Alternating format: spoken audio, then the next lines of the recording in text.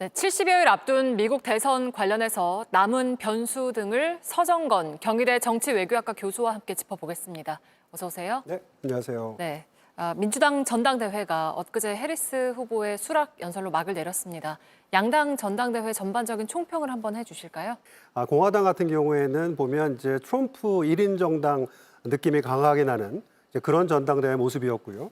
근데 민주당 같은 경우에는 이제 그 바이든 대통령이 후보 사퇴한 이후에 해리스 후보를 굉장히 결집하는 그런 모습을 보여준 뭔가 새로운 분위기의 그런 전당대회가 돼서 조금 다른 이미지였다 이렇게 볼 수 있고, 북한 정책 같은 것이 앞으로 어떻게 변화될지는 좀 두고 봐야 되겠지만 김정은 위원장을 놓고 두 정당이 서로 반대되는 대선 후보의 발언이 있었던 그런 전당대회다 생각할 수 있을 것 같습니다. 네. 바이든 대통령의 후보 사퇴 이후의 여론조사를 저희가 한번 보면 해리스 후보가 상승세를 탄 걸로 이제 지금 보여지고 있는데, 지금까지 상황만 놓고 보면 어느 후보가 당선될 가능성이 더 높다고 교수님께서는 생각하시나요?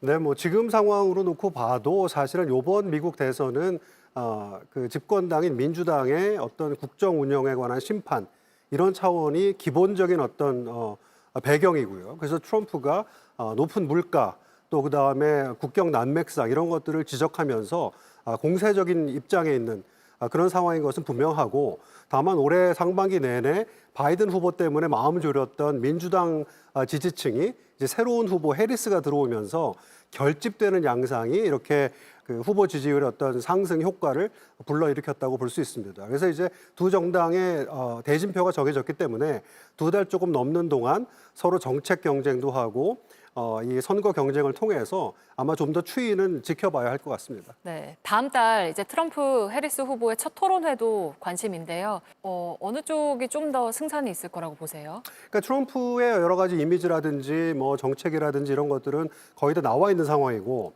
해리스 후보가 트럼프를 상대로 얼마나 소위 뭐 검사 경력이라든지 여성 후보라든지 이런 차원에서 얼마나 트럼프를 잘 다룰 것인가, 여기에 아마 초점이 맞춰지지 않을까 싶습니다. 네, 알겠습니다. 누가 당선되느냐에 따라서 한반도 정책에도 변화가 생길 텐데, 이 부분은 교수님께서는 어떻게 전망을 하시나요? 트럼프 같은 경우에는 이미 많이 알려진 것처럼 중국에 대한 관세라든지 국제 정세에 많은 변화를 가지고 오는 그런 후보로 이제 알려져 있고요. 네. 관련돼서 우리의 통상이라든지 방위비 분담금 같은 안보 분야에 큰 영향을 미치게 될 겁니다. 그 4년 동안의 임기 동안 얼마나 많은 변화를 체계적으로 끌어낼 수 있을 것인가, 이게 트럼프의 아마 과제가 될 것이고, 네.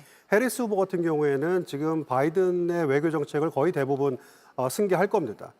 해리스 후보가 가지고 있는 본인의 외교 정책을 만일에 펴려면 재선 후인 2029년이 돼야 본인의 어떤 그 색깔을 가진 외교 정책을 펼 수 있다, 이렇게 보는 것이 정석일 것 같습니다. 네, 알겠습니다. 오늘 말씀 여기까지 듣겠습니다. 서정건 교수와 함께했습니다. 고맙습니다. 네.